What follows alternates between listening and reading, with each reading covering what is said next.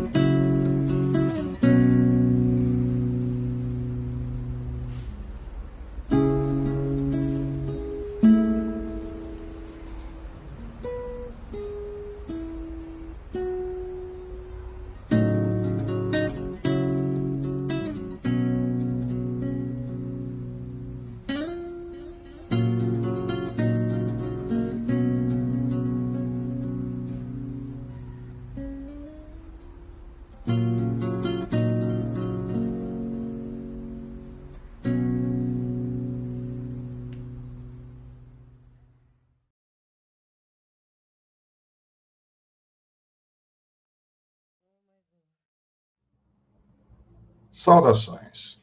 Bem-vindos a mais um episódio do nosso Mentalcast.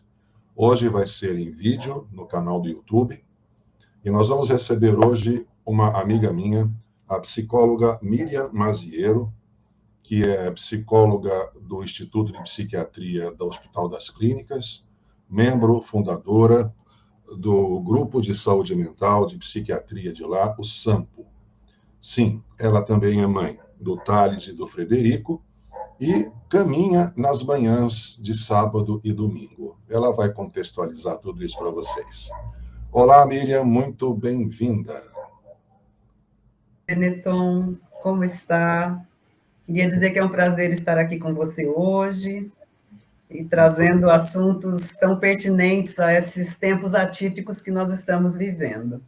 Então, Miriam, você vai falar agora para a gente sobre os aspectos do tempo, da qualidade do tempo, não é isso?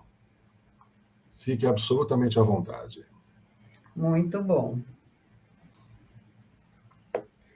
Benetton, quando eu pensei nesse tema para conversarmos, o que me veio à cabeça foi uma questão que eu tenho ouvido muito no consultório, tenho ouvido muito das pessoas na rua, tenho ouvido muito nas empresas com as quais eu entro em contato, que é o tempo. As pessoas sempre estão sem tempo. As pessoas sempre têm a sensação de que o dia terminou e não deu tempo de fazer tudo o que gostariam. As pessoas têm uma sensação de que estão perdendo o trem. O trem passou e elas ficaram na estação. As pessoas têm estado ansiosas por não conseguir acompanhar todas as necessidades que o mundo lhes impõe, porque não tem tempo. Eu queria saber se é um mal que você sofre também. Olha, eu acho que isso é universal, né? Isso é universal. A correria do dia a dia trouxe uma imposição quase que impossível de cumprir, né? Você tem muito mais tarefa do que tempo para realizar a tarefa. Isso aí está universal. E a pandemia, ela piorou isso, né? Pela sobrecarga do trabalho, pela concorrência, tudo. Isso ficou sério mesmo, né? As pessoas estão sobrecarregadas e sem tempo. Como é que se lida Verdade. com essa rarefação do tempo aí, Miriam? Inclusive, a questão do home office sobrepôs as nossas várias funções, né? Sim, Como o trabalho foi para dentro de casa, como o office invadiu o home, ficou mais difícil estabelecermos barreiras. Essa barreira ficou bastante borrada entre trabalho e os nossos outros aspectos de vida. E sim, talvez isso tenha prejudicado ainda mais o tempo. sem dúvida. Uma questão que também começou a aparecer na clínica, em função da sobrecarga do trabalho, eu chamo de pseudoepidemia de déficit de atenção. Porque está começando a ter pessoas aí com 35, 40 anos de idade com queixa há 6 meses de falta de foco. Aí eu explico para eles, olha, a sobrecarga do trabalho, de tanto prestar atenção, ela vai falhar. Se você fica fazendo academia, musculação, 20 horas seguidas, você vai ter cãibra, vai ter tetania, que chama, vai ter anestesia no músculo. Então, assim, a exaustão da função leva a uma hipofunção, né? E a pessoa começa a ter déficit de atenção achando que é aquela doença lá. Então começou a ter no mundo da psiquiatria clínica, começou a ter um festival de gente tomando Venvanse e Ritalina, sem prescrição, sem prescrição, confundindo os diagnósticos, né? Achando que tem déficit de atenção desde criancinha, e não tem, a história não bate.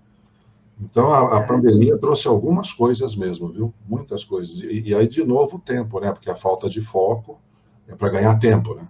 Eu preciso ter Isso. foco para ganhar tempo, né? Ganhar tempo parece que é o desespero atual, né?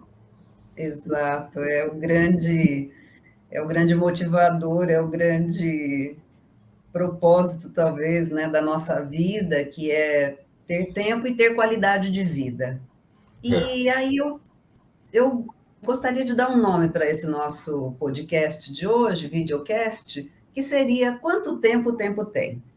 Esse nome eu tomo emprestado de um documentário que tem na Netflix, da Adriana Dutra.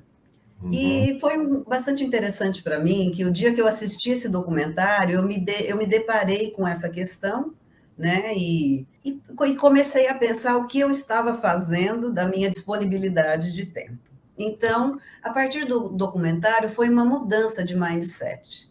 E aí é isso que eu quero propor aqui, hoje, essa reflexão e pensar quais mindsets a gente pode estar acionando hoje, fazendo uma mudança para acomodarmos melhor essa questão, então, do tempo dentro da gente. Eu começaria com um exercício prático, que eu proporia para você de um cálculo. O que você acha da gente fazer uma soma, pensar em quantas horas por dia nós necessitamos para desenvolver todas as nossas atividades? E aí eu quero pensar nas várias dimensões da nossa vida, no trabalho, na nossa vida social, na nossa vida familiar, no nosso cuidado conosco. Quantas horas necessitaríamos por dia? Vamos Vamos fazer somar essa parcelas. brincadeira? Vamos lá, vamos lá. Pensa bem, Benetton, para a gente fazer nosso trabalho, que geralmente é de 8 horas, mas ele sempre extrapola este horário, mas fazer um trabalho bem feito, fazer com calma, fazer com qualidade. Além, será que 8 horas a gente conseguiria ou necessitaríamos de mais tempo? 10 horas. 10 horas, vamos colocar essa questão. 10 Para horas. pensar que dentro do trabalho, nós também temos esse pedaço da socialização, que é bastante protetor da saúde mental.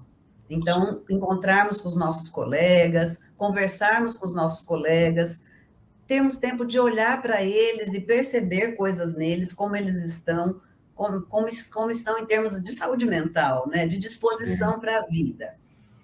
Ter um certo distanciamento psicológico do trabalho, momentos assim neutros, que a gente pode se desligar um pouquinho, olhar nossas mensagens, ou tomar uma água, ir até a lanchonete tomarmos um café. Uhum. Esse distanciamento psicológico, ele é importante, porque quando a gente não faz um distanciamento psicológico do trabalho e trabalhamos horas seguidas, isso traz uma sensação de mal-estar, de exaustão. Sim. Isso potencializa a produtividade, essas pausas, né? Sim. Comentar com algum colega de trabalho algo no dia que chamou nossa atenção e que a gente lembrou dele. Sim. A gente colocaria mais um pouquinho de horas aí nessas 10 horas? Olha, eu estou lembrando de uma... Eu acho que, inclusive, é lei, né, uma diretriz em relação ao Ler-Dort, que é aquela lesão dos tendões de quem digita sem parar, que cada 1 hora ou cada 50 minutos, eles, por lei, têm que desligar a máquina, ou a máquina, o sistema se desliga para ficar 10 minutos em repouso de músculo. Perfeito, Pode as andar. pausas. Então, cada 1 hora, 10 minutos. Se eu trabalho 10 horas, são 100 minutos.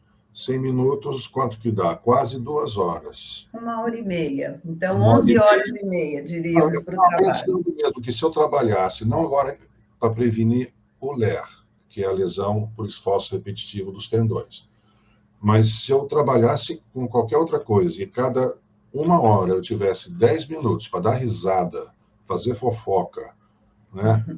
Tomar um café dando risada, discutindo futebol e etc, que é para dar uma aliviada, eu tenho a impressão que a qualidade do trabalho ia subir 30% a 40%.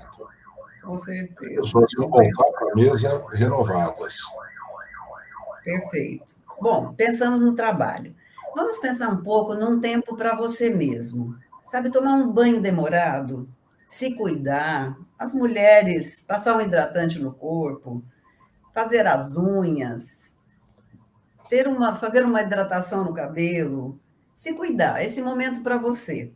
As mulheres, como elas acumulam muitas funções, às vezes na lista de prioridades, elas se colocam lá para quarto ou quinto lugar, né? Primeiro vem os filhos ou o trabalho, depois os pais, depois a casa, o marido, e ela mesma acaba ficando na lista de prioridades, mais para o final das prioridades. Mas então, se colocar em primeiro lugar, ter essa prioridade, ter um tempo para si. Eu calcularia para mim, Benetton, 1 hora. Vamos colocar 1 hora e meia. Nas 11h30 que nós somamos do trabalho, a gente teria 13 horas. Depois, um tempo para a família, para você olhar cada um dos seus filhos, ver a tarefa, perguntar para eles como foi o dia, olhar o machucado que fizeram no futebol, né, no futevôlei, o que machucou, as marcas das boladas, olhar para eles, falar um pouco com eles, estar inteira ali na relação com eles. O que a gente precisaria em termos de tempo? Olha, agora é uma coisa nevrálgica, porque você está falando de família, você está falando de onde o afeto circula, é onde se forma caráter, onde se forma a moral. Por mais que o tempo possa ser medido também pela qualidade dele, não pelo número de minutos, o número de minutos também é fundamental. Então, eu penso em 2 horas e meia. Deixa eu fazer um comentário. Eu coloquei, inclusive, esse comentário num livro que eu lancei lá na Guerra de Troia, né, no ano 2000, não lembro agora, 2002. Em 2002 eu lancei um livro de psicologia médica e eu fiz uma pesquisa exatamente sobre o tempo que a pessoa gastava na família. Então, falava assim, o cara volta do trabalho, tal, papapá, o tempo que ele vai ficar ali, ficando ali, só irradiando a própria energia, absorvendo a energia dos outros, era mais ou menos 1h30.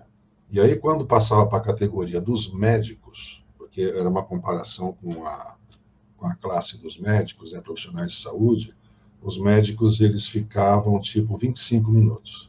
Nossa, Benetton, que chocante. Chocante, né? Porque ele tinha que atender Sim. telefone, tinha que atender paciente, tinha que sair correndo para fazer anestesia, cirurgia, blá, blá, blá, aquela coisa lá, né? Folclórica e real, né?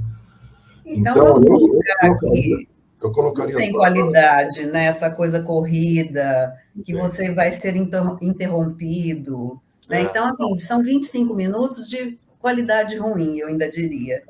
Não, pode-se supor que não haja qualidade, né? Tanto que, Perfeito. ainda só para fazer um pouco de tragicomédia em relação a esse tema, nos Estados Unidos, a estatística diz o seguinte, que a categoria médica, em função, provavelmente, dessa péssima qualidade do relacionamento intrafamiliar, a categoria médica é a que mais tem separação, só perdendo para as pessoas que fazem marinha mercante. Deu para entender a extensão? Porque a marinha mercante, o cara fica 1 ano no navio. Ele fica 6 meses, 8 meses a bordo, então ele volta para a família, fica 1 mês e embarca de novo. Então, militar de submarino. Tá? Então, essas pessoas acabam não tendo qualidade de vida, nem quantidade, nem qualidade. Perfeito. Agora, voltando para a pergunta, sem essas ilustrações, eu colocaria 2h30.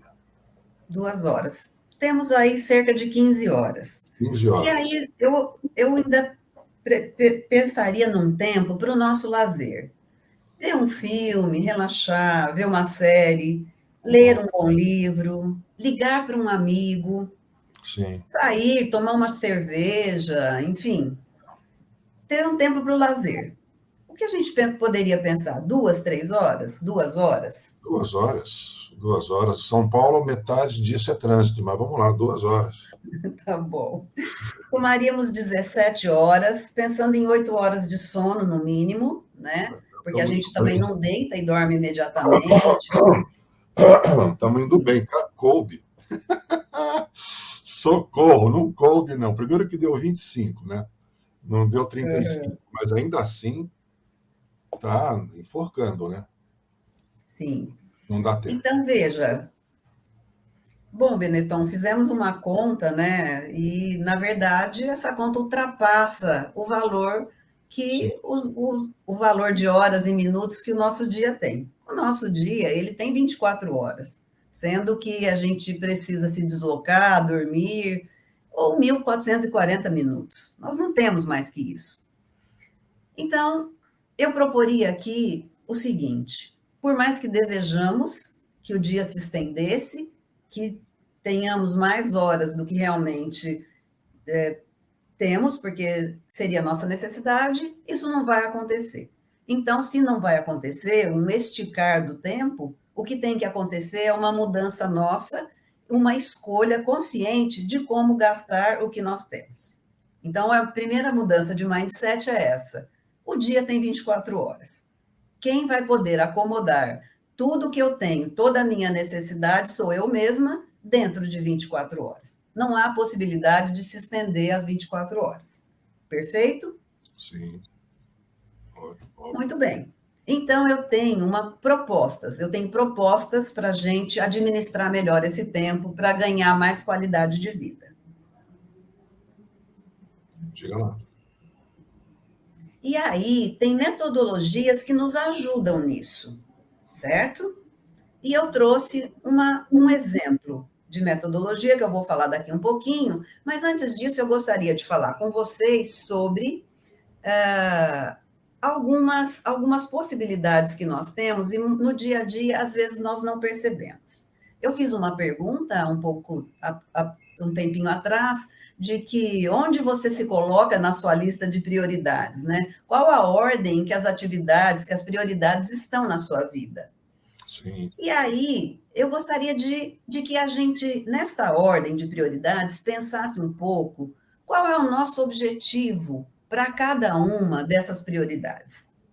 Porque, Uhum. veja, quando a gente tem claro o que nós queremos, a gente consegue fazer uma organização de tal forma a dar conta de tudo, não imediatamente, não talvez de todas as coisas juntas, mas quando a gente separa por dimensões da vida e tem objetivos claros em relação a onde a gente quer chegar com cada prioridade que a gente elencou, isso pode nos ajudar.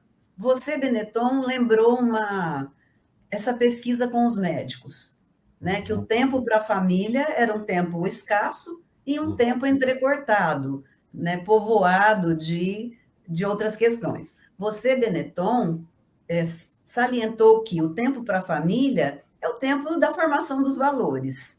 Sim. Então, eu diria, o que você tem de objetivo a curto, médio e longo prazo para a sua família? Se um dos objetivos dessa dimensão da sua vida for a formação dos seus filhos, você vai precisar rever os médicos teriam que rever esse tempo de 25 minutos. Sim, sim, Concorda? sem dúvida alguma.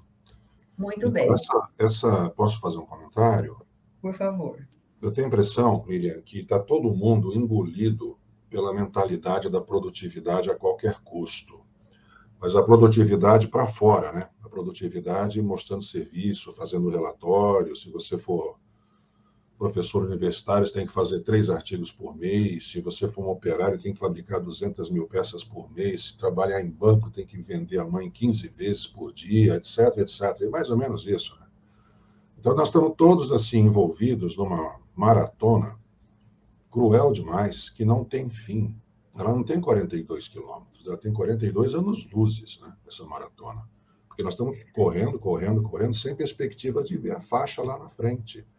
Então, as É pessoas estão verdade, assim, tomadas por um automatismo e não estão prestando atenção. Exatamente, a palavra agora é desvalor.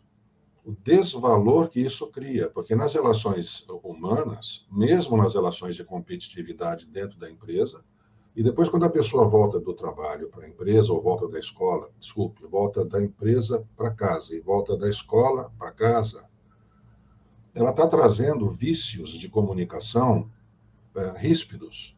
É aquela coisa que o sociólogo Bauman fala desde a década de 90, por aí, ou até antes, que é a vida líquida, né? As coisas estão líquidas, elas estão escapando da mão, as ligações estão líquidas. E nós estamos simplesmente charfudando nesse festival, nesse oceano raso de ligações líquidas. E tudo bem, tá tudo bem, a gente vai vivendo com isso. As pessoas não estão sentindo falta de uma coisa mais profunda. Isso é que é preocupante. Então as pessoas continuam máquinas, continuam tocando a vida. Então tem que haver uma mudança de mentalidade muito profunda, de valores, para recuperar o tempo que o tempo tinha. verdade. É por isso que eu trago essa questão dos objetivos. Sim.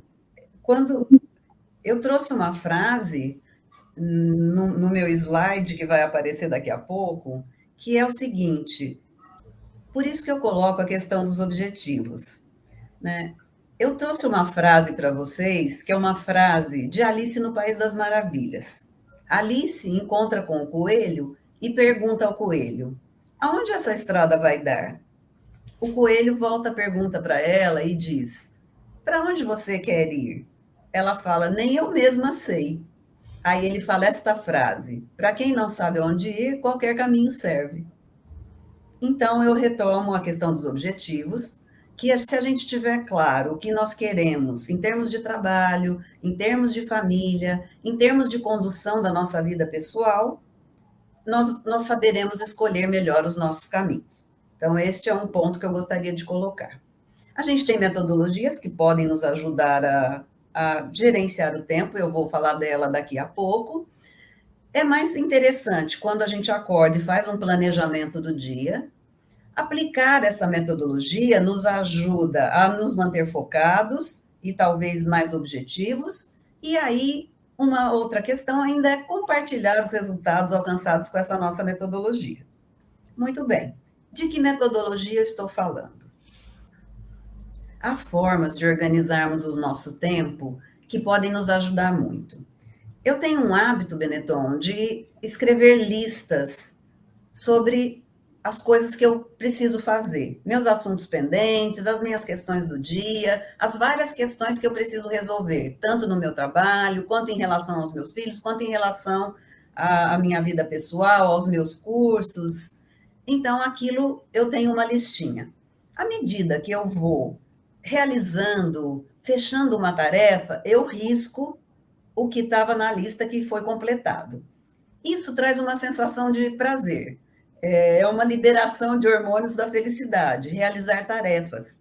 Quando a gente gosta muito e dá uma satisfação, um prazer grande quando você fecha um ciclo.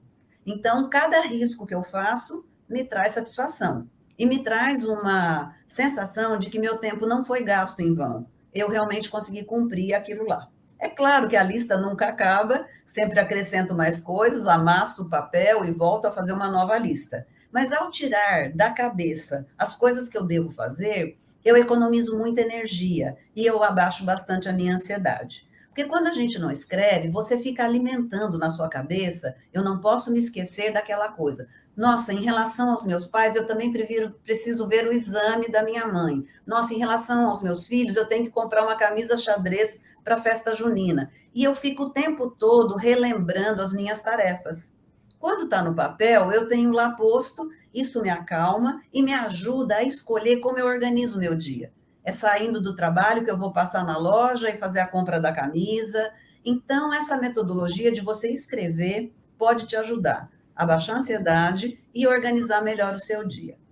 Quando você faz esta lista, você consegue analisar cada uma das coisas e você pode escolher, às vezes, coisas que não são tão imediatas, que você poderia deixar para uma outra hora, para um outro momento da sua vida. Você lista e você vê a quantidade de coisas que você tem para fazer e você escolhe pegar mais algum convite, uma nova aula, um capítulo de livro ou não. Já tenho muita coisa. Tipo, até julho, só depois das minhas férias, né? Eu, Miriam, eu hoje, se recebesse um convite, eu diria não. Só depois das minhas férias eu poderei acrescentar uma nova atividade na minha agenda.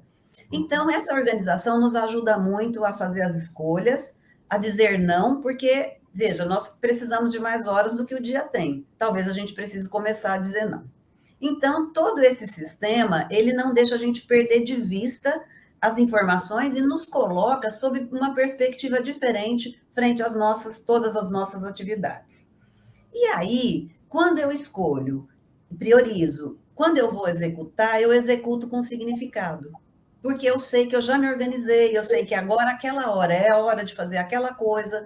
Então, isso não gera ansiedade, aquela ansiedade de que, se eu estou sentada com um filho, brincando porque ele me pediu, eu não estou aflita pelo jantar que eu tenho que preparar. Eu não estou aflita pelas questões do trabalho que eu deixei em aberto quando eu gostaria de ter fechado naquele mesmo dia. Isso não me ajuda muito, porque a gente já falou um pouco de quantidade de tempo que eu necessito, mas eu quero introduzir, e você também já abordou esse aspecto, a questão da qualidade. Se eu sento para brincar com meu filho, num jogo novo que ele ganhou e ele me pede, eu tenho que estar inteira ali. Porque se eu não tenho a quantidade de horas que eu gostaria de passar com ele, pelo menos no momento que eu estou com ele, eu estou inteira com ele. E aí a qualidade desse relacionamento, ele pode ser equivalente a uma quantidade de tempo grande que você não dispõe mesmo. Não, no mundo atual, no mundo moderno, nós não dispomos disso. Então, o que eu deixaria de dica é: esteja inteiro em cada atividade que você faça. Bom, o meu horário de trabalho é, então, das 8 da manhã às 5 horas da tarde. Nesse horário, eu deixo um pouco a família de lado, eu respondo menos os WhatsApp e eu trabalho com tranquilidade por inteiro ali. E quando eu saio do trabalho, eu preciso fechar o trabalho e chegar na minha casa e fazer o que eu tenho que fazer lá com qualidade. Então, uma primeira questão que eu queria trazer aqui para as pessoas é a questão do equilíbrio. É a questão de escolher como gastar seu tempo. essa é a minha proposta hoje para a nossa conversa aqui, nesse gerenciamento do tempo. O que você acha? Olha, bom, equilíbrio é uma palavra que tem que estar presente todos os instantes, né? O equilíbrio na administração do tempo. Essa coisa que você falou, eu quero comentar, né? Essa coisa da qualidade do tempo, que às vezes você, em termos de poucos minutos, mas ainda assim você consegue fazer uma presença marcante, afetuosa. É aquela coisa do tempo ter duas conceituações, né? É a conceituação Cronos, que é um deus grego, pai de Zeus, né? Que é o Cronos, e tem o Kairos, que é filho de Zeus, neto de Cronos, que é outro deus grego também relativo a tempo. Então é muito interessante esse acréscimo que a mitologia grega trouxe para a cultura, porque o Cronos é esse tempo aí, né? Agora nós estamos falando a meia hora, o tempo está rodando, tal, né? Aquela coisa do cronômetro, né?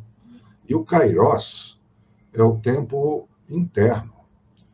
Depois a tradição judaico-cristã também fez um apanhado em relação a essa primeira proposta grega do Kairos e deu ali uma roupagem mais teológica, que é o tempo de Deus, essa coisa toda. Mas, assim, o tempo do Kairos mesmo, enquanto deus grego, é um tempo mais internalizado, é um tempo mais qualitativo. Então, ele não conta com os segundos que o Cronos conta. Então, o exemplo prático seria exatamente a mãe que vai jogar um jogo novo com o filho, só que ela efetivamente tem que sair dali meia hora, porque ela tem que dar uma aula, tem que atender uma live, sei lá o que mais, né? À noitinha. Só que aquela meia hora é kairótica, não é cronometrada. Ela é vivida na qualidade interior. E a criança, ela vê isso, vê que, quando falo vê, ela sente a energia autêntica que a pessoa kairoticamente está dedicando. Ah, sim, aí ela bota lá no relógio dela para dar um sinal de que ela tem que se levantar, refazer maquiagem, pegar o carro e sair, qualquer coisa assim, ir para o computador, tanto faz. Mas aquele tempo que ela gastou ali de uma forma kairótica vale muito, mas muito mesmo. Então, agora vem a crítica. As pessoas, elas estão um pouco desabilitadas, estão um pouco sem jeito para fazer a transição do Cronos para o Kairos. Elas continuam, porque, quer ver, é só pegar o pai vai brincar de videogame com o filho. Se for um videogame tipo futebol, é tempo de Cronos. Se for uma partida de xadrez, tem aquele reloginho lá que você pode dispensar quando você está jogando em família. E fica pensando, e conta piada, e um conta para o outro alguma coisa tal, e aí faz a jogada. Aquilo lá é Kairos. Agora, se for uma competição internacional, tem um reloginho lá que você tum-tá, tum-tá, tum-tá. Quem for mais rápido ganha. É Cronos. Então, essa passagem do Cronos para o Kairos é fundamental que a gente recupere. Isso o grego tinha muito para nos ensinar, né? Recupere essa faculdade de viver kairoticamente quando é para viver kairoticamente, porque nós estamos vivendo só cronologicamente. Isso é uma perda absurda. E as pessoas ficam assim, depois estressadas, com falta de atenção, todas as patologias que você e eu estamos acostumados a ficar ouvindo no consultório, porque as pessoas só vivem a dimensão única do tempo, que é o Cronos. Então, acho que isso aí é uma complementação do que você falou. Bastante interessante esse teu exemplo, muito interessante. Oscar, eu queria que você projetasse o anterior, por favor. Bastante interessante quando você traz o Cronos e esse tempo kairótico, porque eu quero chamar aqui essa imagem, porque nós temos que ter equilíbrio.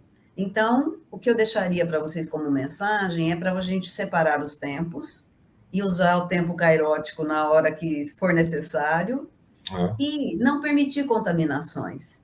Então, não deixar que o Cronos invada isso, não deixar com que o trabalho invada a nossa vida privada, invada nos nossos pensamentos, no nosso sentimento de estar devendo ao trabalho. Sim. Né? Mas depois a gente está trabalhando, pensando nos filhos, a gente fica com a sensação que está devendo aos nossos filhos. Quando a gente consegue separar os tempos, talvez essa sensação da dívida diminua um pouco. E o que eu queria deixar para vocês e fazer um apelo é que sejam bravos, sejam corajosos. Se não couber no espaço destinado a cada hora, repense. Repense. O tempo não vai se esticar. Então, quem tem que fazer a mudança somos nós. Somos nós que vamos ter que repensar os nossos tempos, organizar os nossos tempos e distribuir as nossas 24 horas, que é o que nós temos, dentro do que é necessário. Verdade. O que eu vejo o que ocorre clinicamente hoje, eu vou repetir um pouco o que eu falei, é que as pessoas não estão percebendo que elas estão prisioneiras do Cronos. Então, quando você vem uma proposta assim, repense a distribuição entre Cronos e Kairos, inclusive, isso aí compete com um vício de pensamento das pessoas, aquele conceito que eu aprendi lá com vocês, lá na USP, na época que eu fiz o curso que você ministra, eu fiz o SAMPO em 2014, você foi minha professora. Apareceu lá um desembargador do Rio Grande do Sul, que eu espero que ele continue indo, uma pessoa fantástica, o nome, infelizmente, me escapou agora. Eu me lembro, Marcel. Ah, isso mesmo, isso mesmo. E ele trouxe um conceito de assédio existencial. Assédio existencial, que é a situação na qual a pessoa não consegue sair do trabalho na existência dele. Ele vai tomar banho pensando no relatório que ele deixou de apresentar e vai apresentar amanhã. Ele sonha com o trabalho, ele almoça com o trabalho, janta com o trabalho e namora com o trabalho. Então, assim, eu tenho visto essa situação no consultório com mais frequência em função da pandemia, né?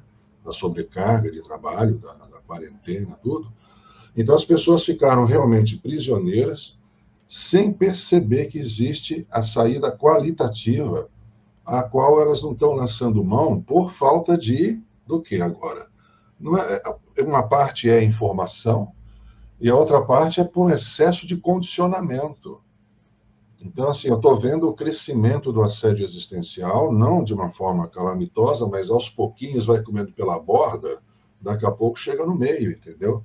Das pessoas ficarem cada vez mais sem capacidade de fazer tudo isso que você falou agora. Perfeito. E só para fazer uma... diga, pode falar. Perdão. Não, pode e só para fazer uma analogia ainda com a questão do Cronos, né? Você fala Cronos, me lembra o relógio. Sim. Nesse documentário que eu citei, Quanto Tempo o Tempo Tem, eles trazem uma questão muito interessante. Eles vão dizer que o homem era regido pelo Sol.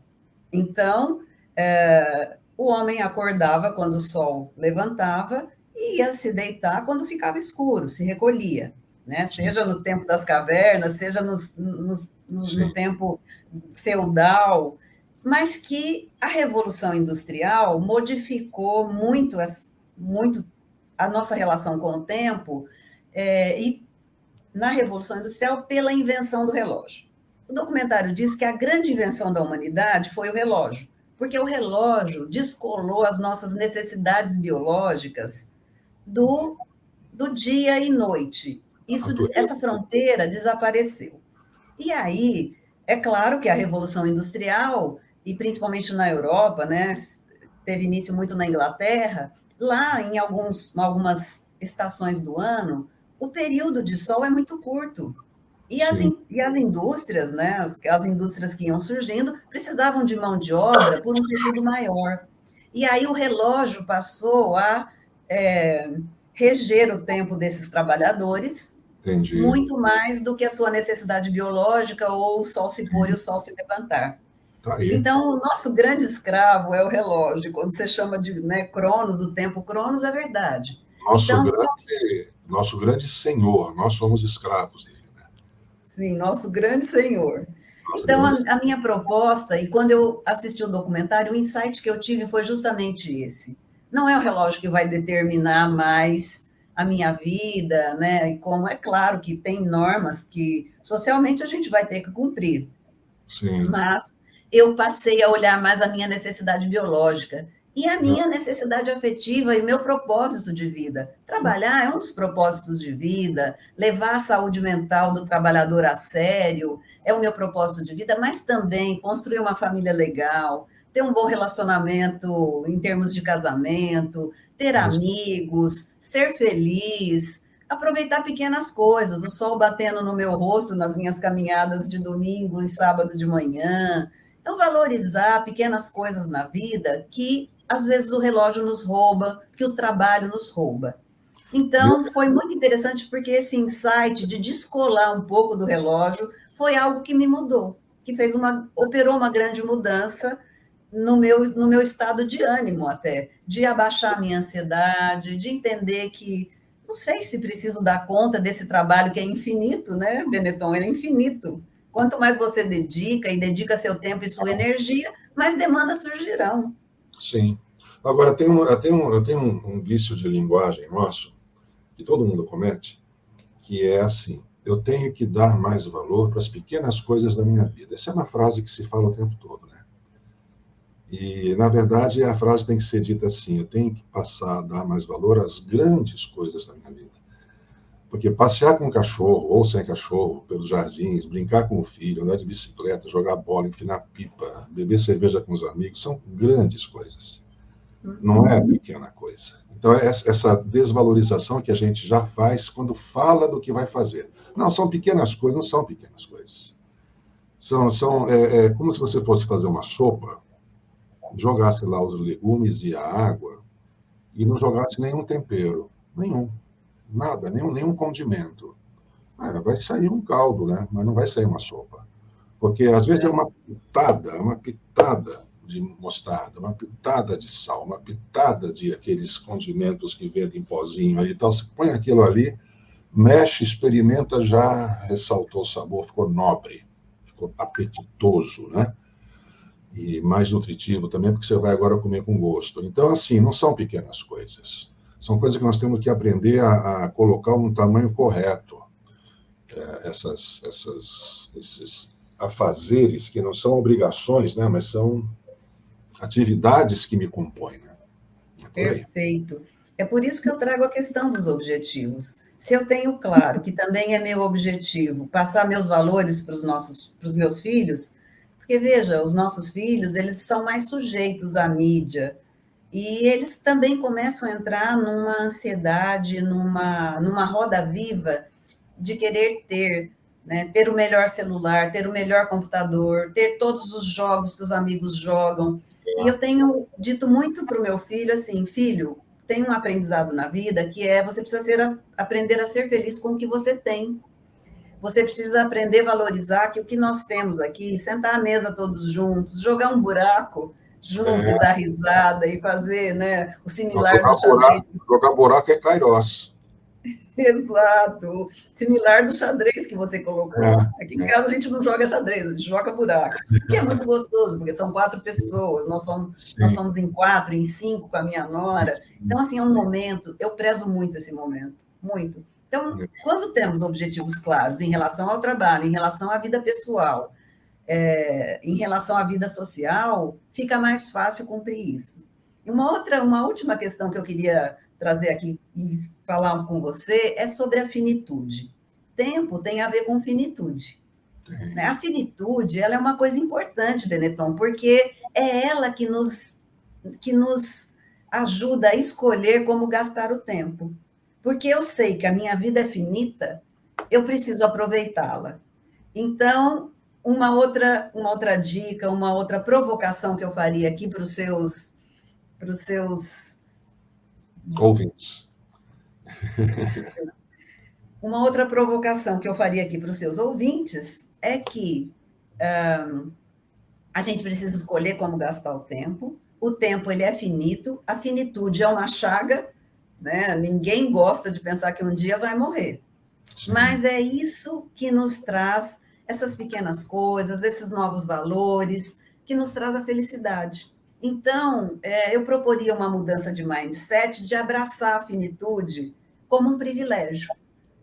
É a finitude que vai nos incitar a aproveitar ao máximo as pequenas coisas, as pequenas grandes coisas, como você coloca, da vida, e priorizar o que é importante, mudar os nossos valores. Eu achei que na pandemia, a pandemia também foi algo muito reflexivo para mim nessa questão de mudança de valores, o que é importante, essa corrida maluca que a gente tem, né, contra o tempo, para ganhar dinheiro, esse valor do acúmulo, de ter coisas, carros cada vez mais caros, joias, roupas caras, onde nos leva, né? Então, a pandemia também nos fez rever e talvez rearranjar os nossos valores. Muito bom. Então, um abraço à finitude, né, que nos propicia estar tão aptos a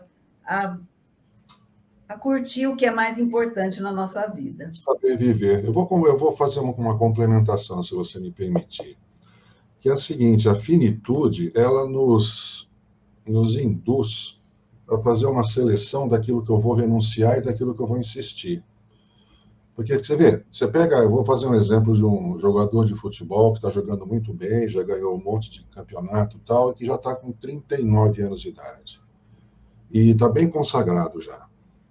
Pode ser que ele assine contrato agora com um time inferior, comece a jogar com companheiros que não são tão bons de bola quanto eram os anteriores dele, e o futebol dele começa a cair. Ele começa a desaparecer da mídia, começa a ganhar cada vez menos e começa a ser até, às vezes, motivo de chacota, porque ele não soube parar. Porque tem uma finitude que não é só a morte que dá, é o limite daquilo que eu estou fazendo.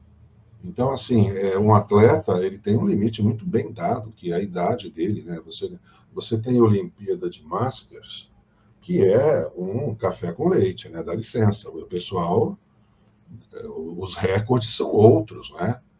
Uma natação de pessoas de 45 anos nadando 100 metros raso, livre ali, não é igual ao campeão olímpico com 17 anos, óbvio, né? E esse cara com 17, quando chegar aos 45, vai ser mais devagar. Mas aí, quando você faz uma disputa como atleta de uma Olimpíada de Masters, já está bem encaixado. Eu não estou fingindo que eu não parei. Eu parei e agora eu estou aqui fazendo uma representação daquilo que eu fui só para constar. Eu não preciso mais daquilo. Então, quando a pessoa tem a percepção do que ela pode renunciar em função daquilo que ela não precisa mais fazer. Porque a finitude nos dá um medo danado, a morte é a principal temática da finitude, e a gente, por negação, mecanismo de defesa primário, apela para o inverso. Eu sou infinito, sou imortal, e eu vou fazer isso para sempre. E dança, mas dança feia, infarta trabalhando. Usamos um mecanismo da negação. Negação. Então, assim, morrendo por um trabalho, dando aula cardíaco, sabe? Assim, pessoas que não cedem e não mudam a qualidade de vida em função da finitude, mas não é a morte. São as etapas da finitude onde eu teria que aprender a ter eu vou falar agora, uma maturidade emocional para saber renunciar. E aí sim eu lido bem com a finitude. Aí sim a finitude é uma coisa que não vai me atrapalhar. Porque se eu aplicar a negação, eu assinei a minha derrocada. Perfeito. Muito bom. Miriam, você quer acrescentar mais alguma coisa? Porque o papo aqui está bom demais, mas pelo que você trouxe tudo, você quer falar mais alguma coisa? Não, Benetton, eu acho que o nosso tempo foi esse, eu pararia por aqui. Trouxemos coisas importantes, espero que isso sirva de reflexão, né, e possa fazer sentido e pequenas mudanças, passo a passo, vamos nos tornar melhores. Eu gostaria só de agradecer o convite, foi um prazer estar aqui, foi um prazer revê-lo, e espero que seus ouvintes gostem, então, dessa nossa conversa, também reflitam sobre como tem lidado com seu próprio tempo. Certamente, certamente. Foi muito rico, e eu agradeço muito de coração a sua gratuidade, a sua disponibilidade. Foi bom a gente se rever, né? Fazia tempo que a gente não conversava. Eu lembro da última aula, quando você me pediu para ser o orador da turma, espontaneamente. Você lembra disso? Lembrou? Sim. Eu não tinha nada preparado, nada, né? E eu falei espontaneamente lá. Aí eu lembrei da música do Ao Mestre com Carinho, daquele filme com Sidney Poitier da década de 60, que é da minha geração, né? E a frase que é marcante nesse filme é a letra da música, que a Lulu cantava, o tema da Mestre com Carinho, e o verso principal é What can I give you in return? O que eu posso fazer para agradecer? Que foi o que eu falei em nome da turma toda em função daquele curso maravilhoso que vocês nos deram lá de 1 ano e meio. Aleluia, viu? Cansou, viu? Mas foi bom demais. Foi bom demais. E agora você fala que está na 9ª turma, né? 9ª turma. Vamos fazer uma propaganda.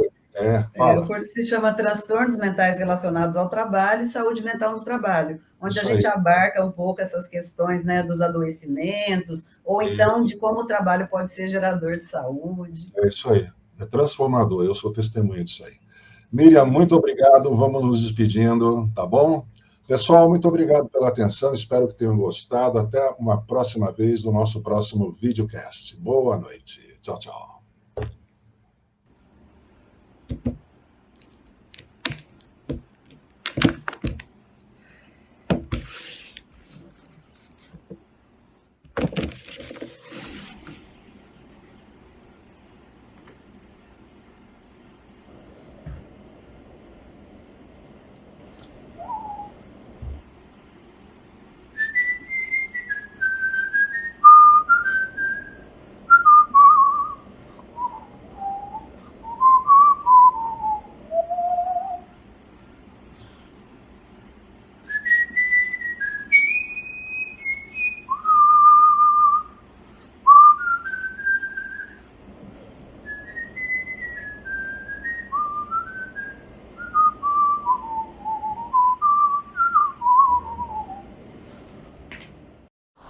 Por vezes, enxergamos, mas não vemos.